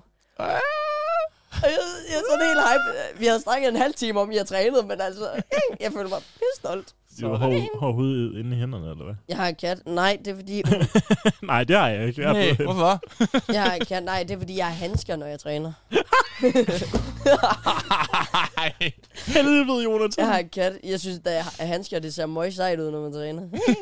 Det skal gå ondt. Det skal brænde. Men ikke ind i hånden. Det er lidt træls. Jeg har en kat. Prøv at have handsker. Seriøst, jeg har begyndt at køre med handsker nogle gange. Det ser så sejt ud. Nej, det gør jeg. Har du kørehandsker?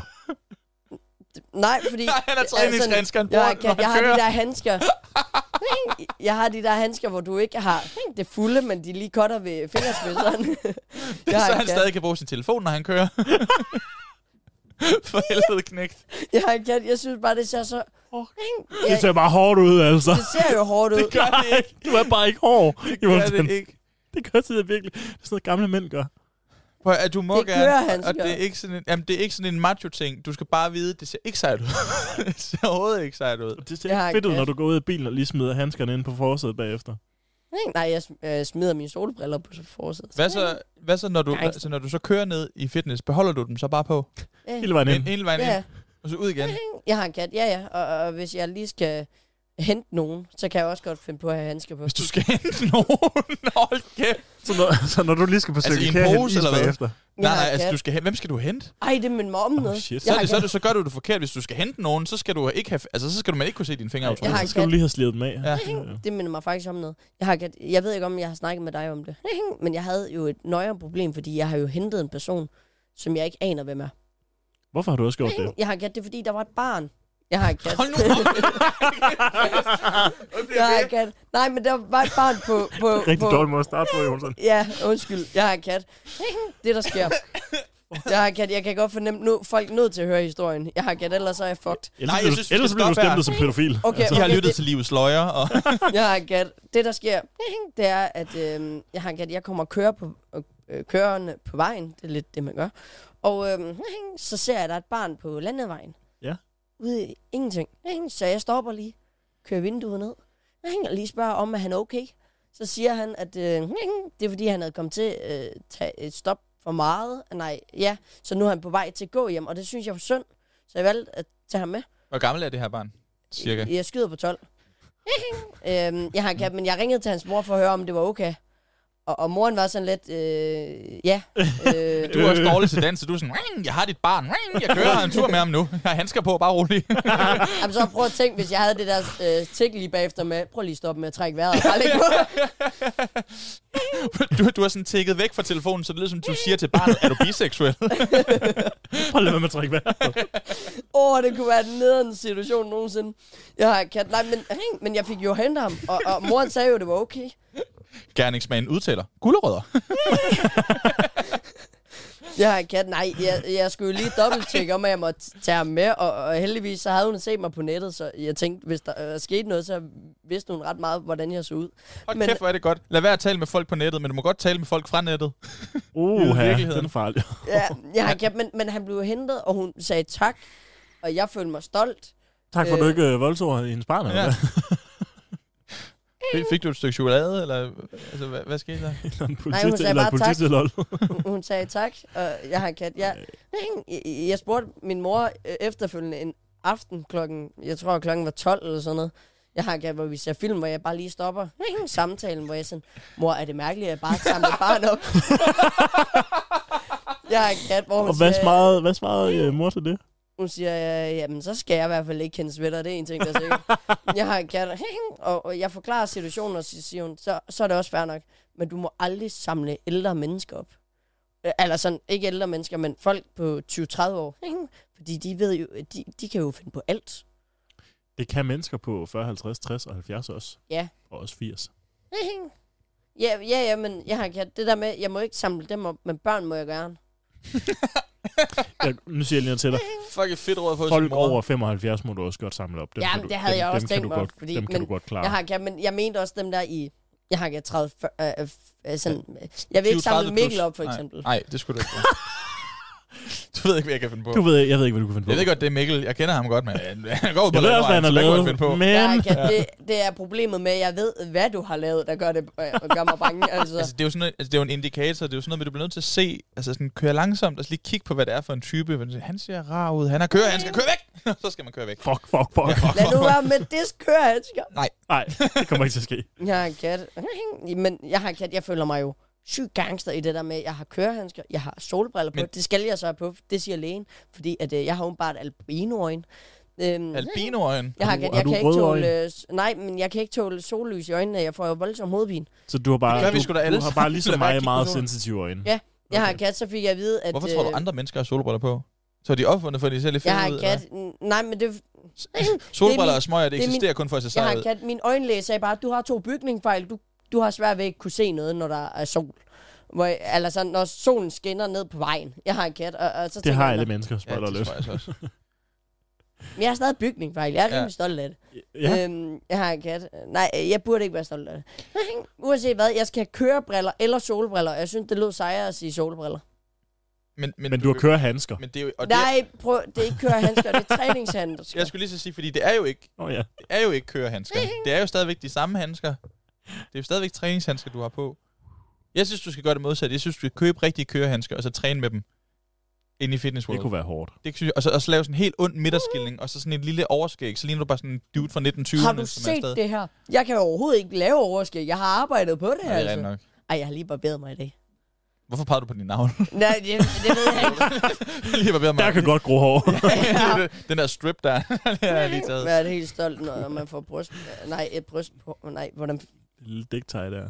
Det er rigtigt. Det hedder. Jeg har en kat.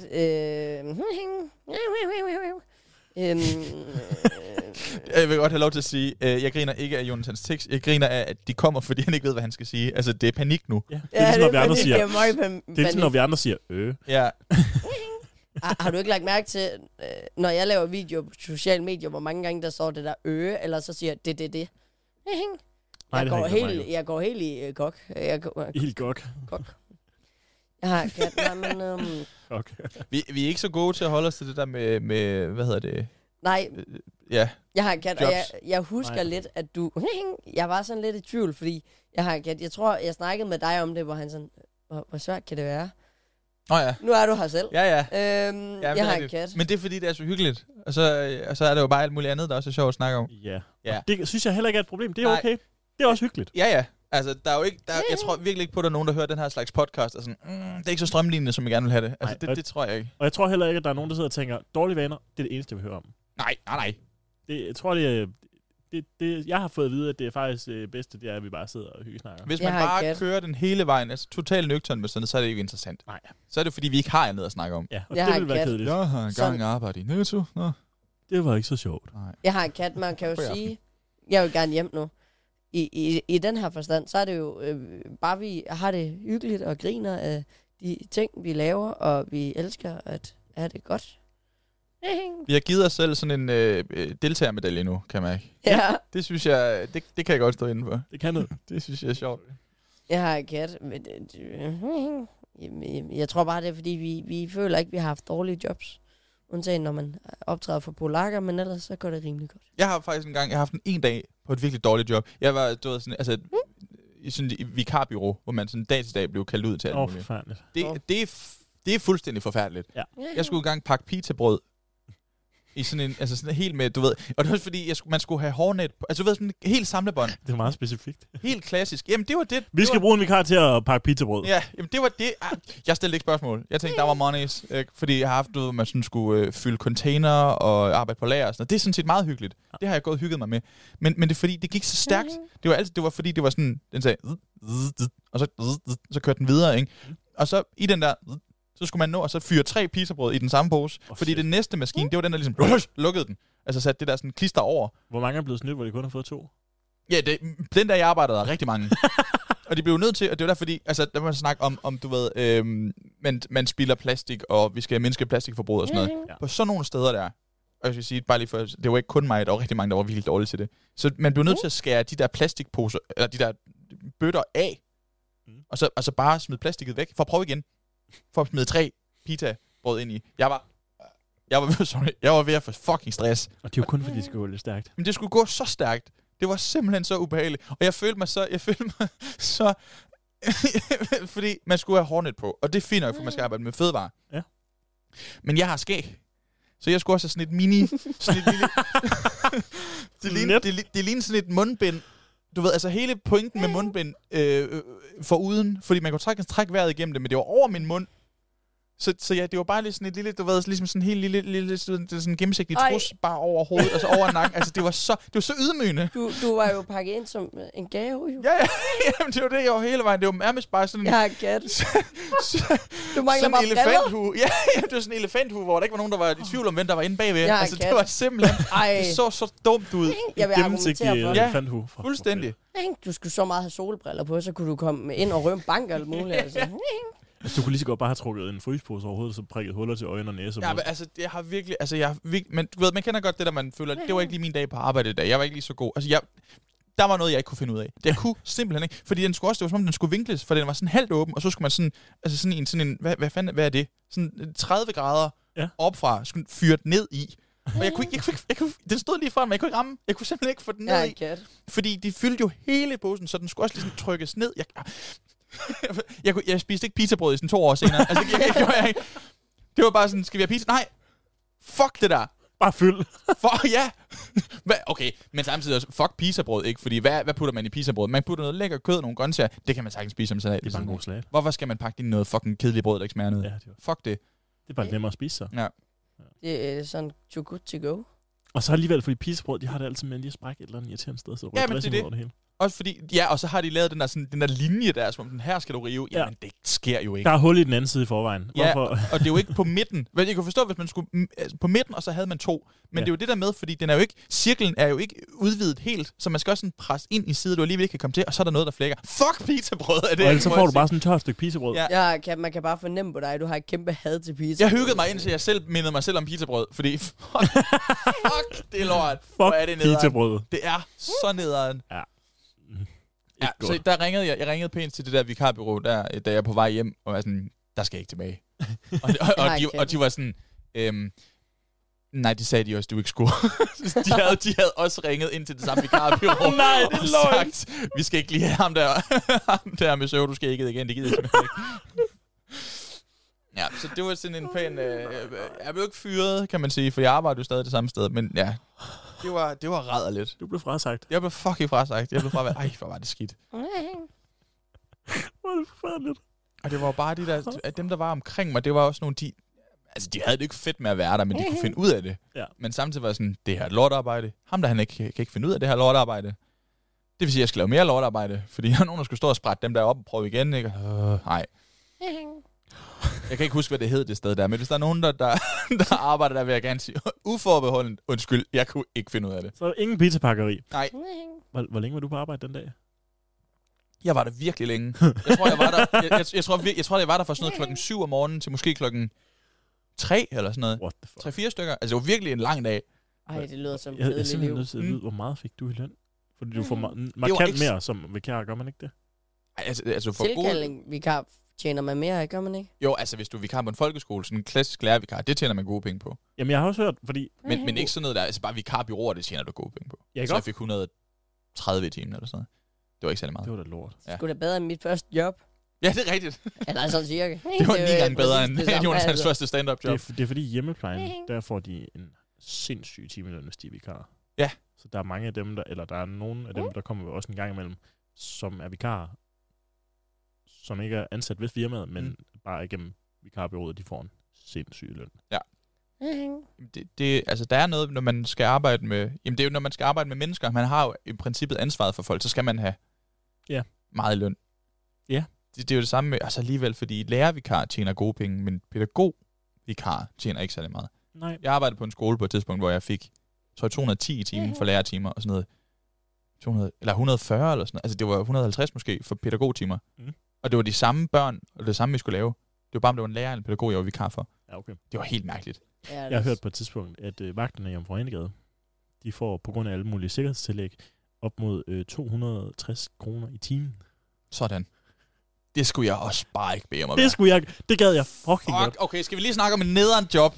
Det gad jeg fucking godt. At være vagt i byen. Hvad dørmand? Fuck, det gad jeg godt prøve. Nej, det gad jeg ikke. Jeg er blevet stabbet. Jeg gad det godt. Der er en ting, jeg ikke forstår. Jeg er for flabet til sådan noget. Også mig. Men du kan bare alligevel. Du er også ringende, så det... Ej, jeg skal nødt snakke. Nej, det er rigtigt. Hvis det er nogen, der er sådan, du kommer ikke herind, så vil jeg sige, jo, jeg gør, og så vende mig på langs. Knæk mig og gå ind. Jeg er kat, men... Jeg synes jo, det er meget lavt, at man tænker på, at du kan blive stukket ned, og du kan blive svinet til... Du har jo stikvest på, og der er jo der er mange vagter rundt om der også, som kan hjælpe. Ja, men du kan ikke komme ordentligt i kontakt med dem, fordi de har fjernet radioen. Jamen, så er det lige over på den anden side af gaden. Jeg tror nok, du kan råbe. Der er mange, der råber i Jørgen Forenegade. Ja.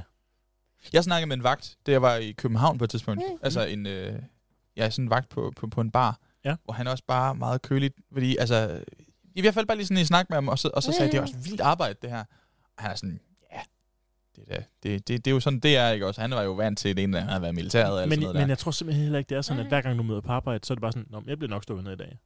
Jeg ved det ikke, men det var fedt, fordi han sagde, det var bare lidt sådan en, du ved, sådan en klassisk, vi lukker 5:00-agtig, sådan disco-dasko-agtig, vi var inde på. Ja.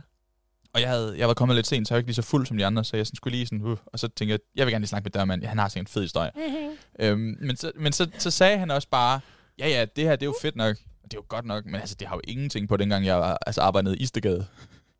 Oh shit. Og det er jo bare, hvis man ikke ved, hvad Istedgade er, jeg ved faktisk, om det er så meget længere, det skal jeg ikke gøre mig klog på, men det er jo altså Red Light District i København, der er prostitueret på hver gade. Og jeg ved ikke, hvad han... Og det kom jeg så til at tænke på, jeg ved ikke, hvad han lavede i Jomfru eller i Istedgade, fordi der er jo ikke et bar. Det var ikke det. Han har nok været dørmand på et bordel. Altså, han har jo stået, eller bare rundt om den samme derhjemme, og bare sådan, lad være at stikke hende, lad være at stikke hende. Marker, få den finger væk. Ja, få den, få den ud. Uanset hvad du har, så få den lige væk. Det er bare, jeg synes, det er enormt interessant at snakke med folk, der lever så markant et anderledes liv, end jeg gør. Ja. Som sådan nogle, for eksempel sådan dørmænd. Sådan folk, der er fucking op og slås, og bare passer på folk. Det er et kæmpe shout-out til dørmænd, og bortset fra ham der på Kustal i Aarhus, der engang ikke ville lade mig komme ind med en jakke på. Fuck dig. Fuck dig. Fuck dig. Du hedder sikkert Jens, og jeg hader dig. Ej, jeg håbede oprigtigt på, at det var, fordi han ikke tænkte, du var gammel nok eller noget. Fordi nej. Jeg har været så mange Du er for gammel, Marker. Jeg har en kat. Det tror jeg, hvis der er nogen, der ved, hvad Q-Style i Aarhus er, så ved de også godt, jeg er for gammel til at komme ind der. Fuck det. Jeg har en kat. Ja. Sådan, jeg ved, at ens selvtillid... Ved dig vil du være stolt, hvis du ikke kan komme ind på grund af alder. Min selvtillid, den rører hver gang. Kommer an på hvilken måde. Jonsen, der er simpelthen forskel på dig og Mikkel i den forstand. Fordi Mikkel, han ville være ked af at blive afvist døren på grund af hans alder, fordi så ville de med ham for gammel. Du bliver ked af det, fordi de mener, at du er for ung. Ja. Der er stor forskel på det. Men jeg havde mit pas med. Ja, og det er også mærkeligt. Du har kørekort. Jeg har pas med i byen. Hvad? Jeg har heller ikke. Nej, jeg har godt nok aldrig haft jeg har en kat. Jeg havde mit pas med en gang. Og jeg følte mig jo... Jeg følte mig sygt god, og jeg var sindssygt stolt. Det var første gang, jeg var i byen. Jeg havde mit pas med. Giver det til dørvagten, og så vælger jeg at gå ind uden mit pas. Nej. Så jeg har en kat. Det har været nogle timer, hvor jeg skulle lede efter mit pas, men jeg måtte jo ikke gå ind på nogle af barerne for at finde mit pas. Det var sådan lidt... Ja. Jeg har en kat, så det var en dejlig oplevelse af, at man bare kigger sådan lidt. Har du set den? Nej. Det er et dejligt paradoks. Jeg har faktisk... Det var selvfølgelig ikke dørmanden, det var ikke garderoben. Det er fordi, jeg kom til at tænke på lidt dummest, gang jeg har været på Q-Style, ikke? Men det er mange år siden. Men det var dengang, og jeg har jo engang læst jura, og så troede vi var store og høje i hatten, og det er de sådan andre nok også blevet, fordi de fik uddannelsen, men det gjorde jeg ikke lige. Men så var vi derinde, og så havde jeg lagt min jakke i garderoben, og så havde jeg mistet min billet, den der jakkebillet. Dit nummer. Den der. Og så går jeg og siger, men altså, den er der, jeg kan se det, den der, det er sådan en, det er sådan en rød velour blæser. Og ja, jeg ved godt. Men den var fed. Og så siger hun, jeg kan ikke, du kan bare pege på en jakke, og så kan sige det den. Altså, det er også fair nok. Men jeg kan fortælle dig, hvad der er i den, hvis det er. Fordi jeg har en bordtennisbold i højre inderlomme, og jeg har en Twix i venstre jakkelomme. Og så er hun sådan, det er ikke nok. Hvad? Jeg kan sgu da ikke gætte på en Twix og en fucking bordtennisbold. Og så hun tog det op. Ja, der er godt nok en Twix, og der er godt nok en bold. Men det kunne være, jeg komme og sige. Det kunne være, jeg komme og sige, men det var fandme en vild gæt, hvis det var. Så fik jeg ikke fucking min jakke. Hvad gjorde du så? Så kom jeg tilbage dagen efter, tror jeg. Det var sådan noget med, så kunne man jo komme ind, hvis man havde glemt i citationstegn igen. Og så får du den bare udleveret, ja. Det er en fed måde. Og kæmpe lifehack der egentlig. Hvis du mangler en jakke, eller gerne bare vil have en ny jakke, så bare gå ned på en eller anden bar og sige, jeg har glemt, og så... Hvis du mangler på fede sko, så... Ja, jeg ved ikke, hvor mange der smider skoene dernede. Og de er nok heller ikke så pæne. Nej, jeg tror ikke, jeg har lyst til at have... Der er så mange, der mister... det er faktisk rimelig... Jeg skal have en ny jakke lige om lidt, kan jeg godt fornemme. Ja. Der er så nok ikke nogen i min størrelse, men det er så en anden sag. Vi kan da tage på, det er sådan, du ved, man tager på crawls og sådan noget, men vi turde jak tirsdag morgen. Ja. Tirsdag morgen. Vi tager i H&M's børneafdeling. Ja. Lørdag. Skal vi have en ny jakke? Børneafdeling, tak for lort. Ja. Jonas, du er meget hurtig. Du er sådan rigtig quickfire. Jeg er meget sindssygt hurtig. Min hjerne, den kører... Du lød altså meget klar på det. Ja. H&M's børneafdeling. Ja, jeg er klar. Jeg har kat. Temaet har været noget med børn, og det er jeg ikke særlig glad for, kan man ikke. Der har bare ikke været dårlige jobs. Der har kun været børn, kan jeg godt fornemme. Jeg skulle lige sige, at på børn, men det har ikke noget med børn at gøre.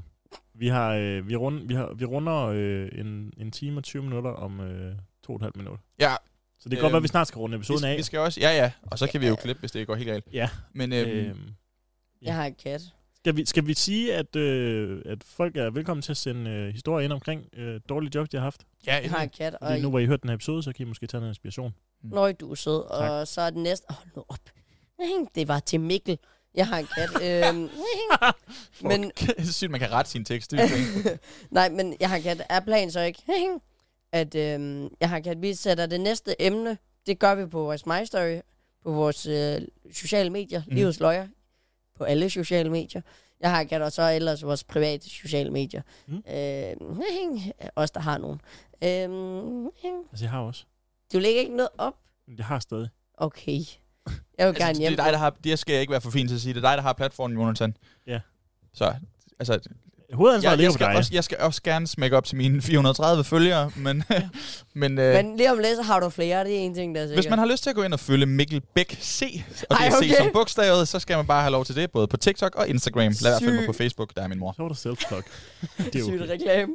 Du har self-plug i den egen på. Nej, det synes jeg godt, jeg må. Nej, der er nogen, der har lavet en fake-profil af mig på Facebook. Kan vi lige hurtigt runde det? Hvad? Kan vi lige hurtigt runde det? Så ved man, man er stor. Sådan... Så tror jeg, den hedder Jonathan Christensens komiker live chat. Live chat? Er det noget med, at der er nogen, der er blevet snydt for en masse penge, Jonathan? Også det, men det har jeg ikke lige brug for at snakke om nu, fordi jeg skal lige snakke mere med min advokat, men det er også træls. Jeg har kat, det er fordi, der er en, der har udgivet sig for at være mit booking, og alt muligt. Jeg har kat, nej, det der er en, der har lavet en fake profil. Jeg har kat, og jeg får at vide af en af mine følgere, at der er en af det her dig. Og det er fordi, den fake profil har skrevet til nogle af mine følgere, at de så søde ud, og jeg gerne vil hjem til dem og alt muligt. Så det er en meget kærlig, men fake profil. Og det irriterer mig lidt. Men jeg ved, de ved, det er en fake profil, fordi de sætter kommaer. Det gør jeg ikke. Så kan man sgu da se det ikke af mig. Du ved, jeg aldrig sætter kommaer, når jeg skriver med dig. Du sætter aldrig rigtig noget grammatik i din... Nej. Men okay, lad os lige bruge det som en advarsel til folk derude. Hvis I får en besked fra tilsyneladende Jonathan, hvis der ikke er kommaer, så er det Jonathan. Ja. Man kan også bare sige som udgangspunkt, hvis Jonathan skriver til jer omkring noget som helst, som altså total koldstart, og I kender ham, så er det ikke ham. Ja. Også selvom det er ham. Den ene, han sagde, at eller pigen, må jeg låne penge af dig? Jeg er stor. Og jeg sådan, det er heller ikke mig. Jeg kan aldrig blive stor. Det vil du aldrig nogensinde sige, uanset hvor meget din karriere er skød fra. Du vil aldrig selv sige, at du er stor. Nej, jeg havde stadig ordet det der med, at folk kan genkende mig. Eller der var en, der sagde, du er sådan lidt kendt nu. Og jeg sagde, du bliver genkendt, du er ikke kendt. Det er sådan, du gerne... Jeg vil gerne blive... Jeg vil bare være Jon. Ja. Det kan jeg godt lide. Og det er ikke fordi, du ikke har... Altså, det er ikke fordi, du har noget imod at være kendt. Du bryder sig bare ikke om at sige det. Det er fordi, jeg synes, det lyder arrogant. Jeg er ikke enig med dig, men jeg kan godt forstå, hvor du kommer fra. Jeg er ikke enig med dig. Jeg vil gerne være kendt. Jeg vil gerne være kendt. Det er fordi, jeg gider ikke være i den der bås. Jeg vil bare gerne være ligesom alle andre. Jeg vil bare gerne arbejde, på grund af, at jeg synes, det er sjovt at lave arbejde. Og jeg gider ikke det andet. Jeg er glad for, at folk de kommer hen og siger hej, eller gud, du laver i virkeligheden. Eller sådan nogle ting. Jeg har en kat, men ja. Gud, du hører en, jeg troede. Jeg tror, de har aldrig haft den holdning. Det er altid noget. Ja, det ved jeg godt. Jeg har en kat, men det er noget, jeg nok altid kommer til at have den følelse af. Ja. Og, men ellers, jeg har en kat. Tak for, at du var med, Mikkel. Og, det var hyggeligt. Jeg håber lidt på, at du kommer i næste uge. Nu må vi se, hvad sker. Tiden viser det. Tiden viser det. Kun tiden viser det. Fuck noget lort. Jamen, kan I have det rigtig godt derude? Jeg har en kat. I må have det, som I ser ud. Mikkel Bæk C. Ej, Instagram og TikTok. Hej med jer. Hej.